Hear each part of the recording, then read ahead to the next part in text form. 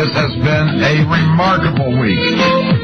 Stock market dropping, the dollar going up, but gold's almost to $1,000. I mean, a remarkable week. Phoenix, the average price of a house down to $130,000. 2001 rates. Average price down to $130,000. I mean, this has been a remarkable week everywhere, anywhere you look. David Walker talking about 27% of the mortgages in the United States are upside down. They owe more than their mortgage. Their mortgage is worth more than the property's worth. 27%. The actual debt of the United States, $60 trillion. Wrap your head around that figure. $60 trillion. Incredible. This is the time we need to talk with Robert Chapman, the international forecaster, and he's here with us tonight. We need Robert Chapman. We need the international forecaster than ever before. www.theinternationalforecaster.com, theinternationalforecaster.com. Now, you go up to theinternationalforecaster.com, you get about 30 pages, comes out twice a week by email. There's also a number that you can call, and we'll talk about that later. Mr. Chapman, welcome to Erskine Overnight, my friend.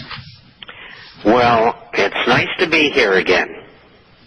It is wonderful having you here. I was watching David Walker on television, and he was talking about the actual debt of the United States, and David Walker's former controller of the currency is at $60 trillion.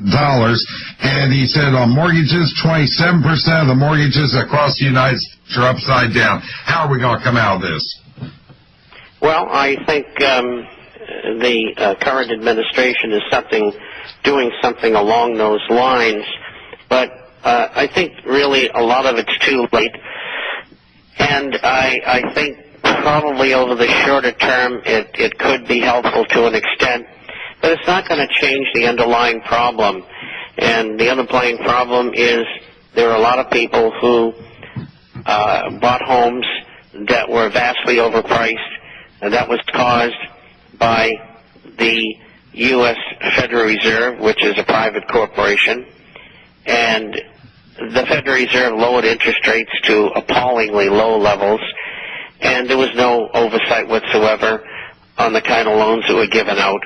And so this June, the subprime and the Alta loans probably will have exhausted themselves, but then you have the option arms, which are pick and pay loans coming, and they'll last through 2011. And at the same time, you have people getting laid off. I mean, we get subscribers saying, I never thought it would happen to me, and it has. I've had just a couple in the last 2 days, and which is surprising at their level. You know, these are people who make $100,000 to $300,000 a year, and so people like that will be losing their homes, which haven't generally been expected. So we've got serious problems. They're not going to go away. By government doing what they're doing is not going to solve the problem in any of the spheres that they've walked into. We saw that during the 1930s, and this sort of program in those days of an increase of 45% in the budget deficit, and we'll probably get that again, maybe even more. And it's not going to do it. I mean, all they're doing is extending the problem. And David Walker should have been screaming about this 5-6 years ago, which he was not. He started talking about it a few years ago, and they really essentially stopped him from really getting into some of the problems. And that's why he got his job as president of the foundation, is making a few $1 million a year. And so the problem in mortgages has spread. We're seeing them in Spain and in Ireland, which are both seriously in trouble, as well as England. England's dreadful situation. And now we're seeing loans coming due that can't be paid, 60% of which were written in Swiss francs in Eastern area countries in Europe. And we're talking about Poland, Latvia, Lithuania, Estonia, Hungary, and Bulgaria, and maybe other places too. And their currencies have dropped 30 to 50% against the Swiss franc. So if their payment was was $50 a month. Well, now it's $100. And those loans are coming home to roost very shortly. And that means that the other members in Western Europe are going to have to bail them out, members being countries. And so... How can they? Do they have the money to bail them out? Than ours. Yeah, that's what I'm thinking. Where are they getting the money to bail these various people, institutions out? They're printing it. One of the things that you said in the International Forecaster, and I found to be absolutely astonishing, U.S. steel producers prices dropped 50% since July. Their output is running at 42% of capacity. U.S. Steel is closing their Texas tubular plant, laying off 1,200 employees. They made 1 million metric tons of steel. Now, Mr. Obama's coming in with this stimulus package, and countries like China, not China, but like Canada and the European countries said, we don't want to be excluded. We want a piece of that opportunity to supply steel for the infrastructure. If we're doing a stimulus package to supply jobs to Americans using American money, why should we buy products from other countries, Mr. Chapman? Well, we shouldn't. And we're at a point in time where we should only buy American. And I see the structure of the World Trade Organization and free trade and globalization, offshoring and outsourcing. I see that ending, and it's in the process. It'll take a while, and nations are all going to revert to protectionism because of domestic reasons. And there's nothing they're going to be able to do to stop it. It also means that these transnational conglomerates that have caused all of this and behind it, 40% of their earnings come from these offshore manufacturing facilities, etc.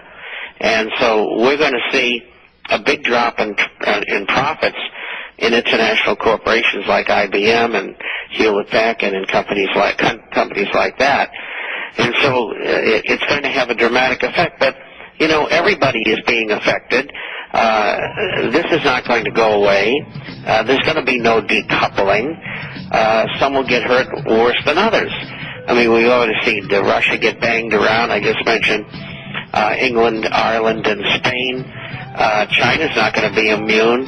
Japan is having terrible problems, although their currency is very strong. And it just goes on and on. I expect revolution in half the countries in the world. And we're seeing the beginnings of it. More when we get back with Robert Chapman.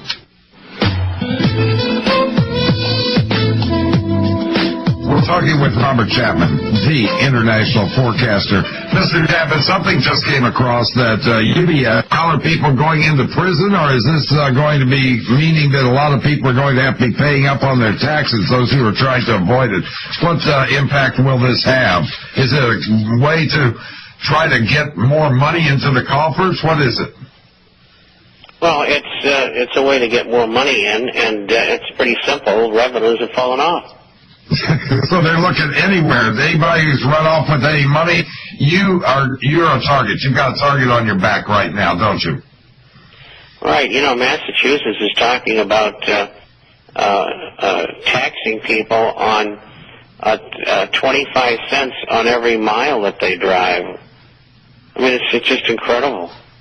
Well, they're doing the same thing in Nevada and other states. Now, one of the things that you mention and that you talk about is that the Hartford Insurance Company lost $2.75 billion last year. A lot of the insurance companies are in trouble, and that's going to bode very, very bad for a lot of the pensions, isn't it? Right. I think if you have home insurance, vehicle insurance, business insurance, term insurance, you might, when you have the next opportunity, look around and shop for a company that's stronger financially. There's another one, Lincoln, is in the same boat. And in the next issue, I have one that a smaller insurance company that just went out of business in Virginia. And, people don't think insurance companies go out of business, but they do. Incidentally, there's two kinds of insurance companies. One's a stock company, and the other one is a mutual company. And a mutual company is limited to what they can invest in. It's usually bonds. And so they're essentially safer than stock companies are. People who have annuities and life programs, life policies, that are in a shaky company, I think they should move over to another company or get out and put their money in gold and silver related assets. If your cash value in your policy is more than half of the death benefit, in other words, if your death benefit's $100,000 and your policy's cash in value is $65,000, you're self-insuring.